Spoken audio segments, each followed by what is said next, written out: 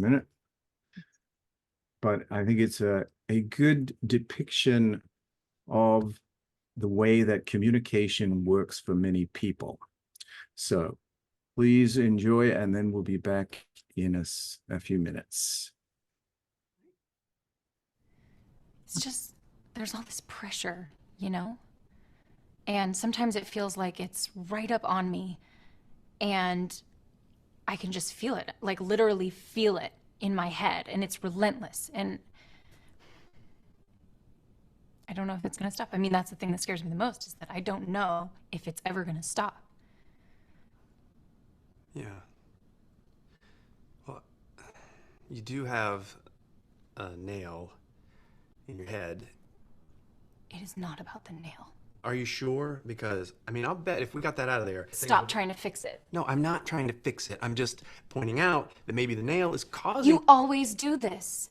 You always try to fix things when what I really need is for you to just listen. Yeah, see, I don't think that is what you need. I think what you need is to get the nail See, you're out. not even listening now. Okay, fine. I will listen. Fine.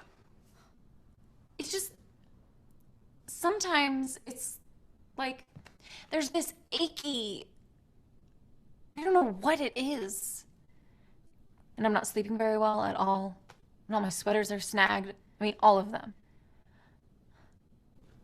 Yeah, that sounds really hard. It is.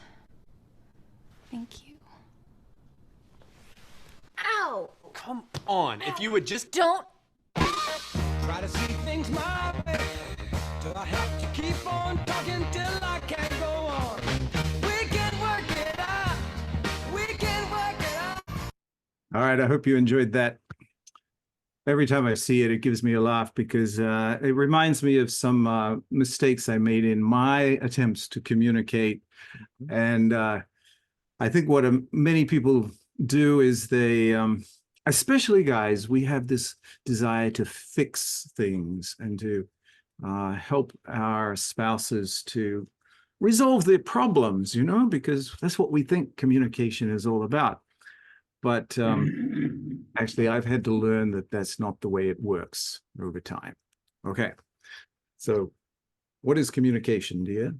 So we're going to be working on communication tonight, which is the emotional connection in marriage that can be achieved only if there is communication. And I like to go back to the etymology of the word communicate, which is actually a Latin word. And the word communicate, to commune, means to become one. And it actually, the deeper meaning is to share your feelings, to open yourself to another person. When you commune, like in the experience of the Holy Communion, you really become one. And communicating allows us to build trust, which in turn allows us to be vulnerable. And so even though you know you're going to be hurt, you might be hurt by the person you're communicating with, you actually, because there is trust, you actually don't mind being open to explore the possibility of learning something new. So this is a really very important session. For me, it's always been the most important aspect of not just my relationship with my husband, but with our children, with everybody. Communication creates bridges. And I really thoroughly enjoyed this session. So for me, communication was kind of a means to the end. Okay, it was a way to build a relationship. So we build a relationship. We, a married couple, we learn how to resolve our difficulties and to deal with life's problems and issues. But I actually had a realization through doing this course that communication is not just the means to create a relationship. Communication is the relationship itself. And if you're not communicating, if you're not sharing your ideas and your feelings and your heart and your desires and your hopes and your dreams in an ongoing manner, then the relationship dies and it starts to wither and fade away. And this, I think, happens to many couples, is that they have built some kind of a communication and they built a relationship, but then they stop. Or the level of communication kind of lowers itself.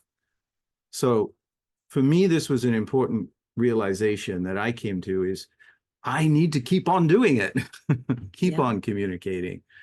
And I realized that, as I was growing up in my family, we weren't good communicators, especially on deep emotional issues, especially around things that were difficult to talk about. And for me, I didn't really often have the words to express how I felt. I would almost become kind of stuck inside. We would get into some confrontational discussion, and my wife would ask me, "So how are you feeling?" And I don't know how I'm feeling. No, he would say to me, "I'll tell you in 3 days," which used to drive me insane. I'll tell you in 3 days. Yes. So Oh, in some cases that was good, because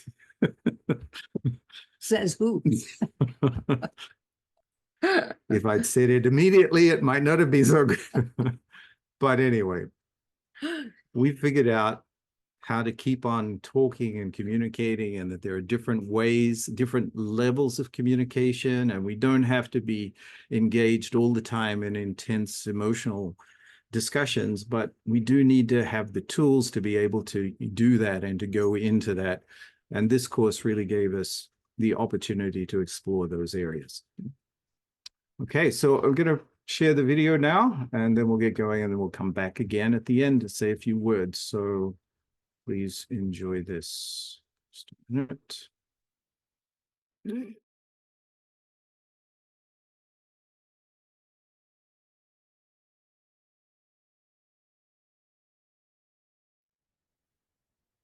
So thank you for joining us again. And I think that this session on communication, as you kind of dig into it, is definitely one of the deeper ones. And as they mentioned, there are some good exercises in the book for continuing your communication and, looking into, identifying emotions and those things. So if you have some time, or please try and schedule some time during the coming week to do that. I was thinking about this issue or communication, and in the Bible, it talks about how God created through the word. And our words really have such a huge impact. When I was kids, we used to say sticks and stones can break my bones, but words will never hurt me. But actually, it's more the other way around. Words can have a far deeper impact on people's lives than, physical injuries, because the physical injury gets healed, and after a couple of weeks or whatever, and your scars heal again. But the damage that words can do to our soul can last for many, many years. So we create the world that we want to live in through the words that we speak. We create the world we want to live in through the words we speak. I'll say that, right? So if we say things like, "You never," or "You always," "You never say anything nice to me," in a way, we're creating that reality for people. It kind of perpetuates it. So we need to be very careful about what we say and how we speak to each other as a couple. Yeah. So if you find it hard to communicate, sometimes it's good to write things down, and you can always send it in an email or in a letter. Never do so when you're angry. Actually, the way Roger and I communicated to each other for the first few years was through keeping a journal, a diary.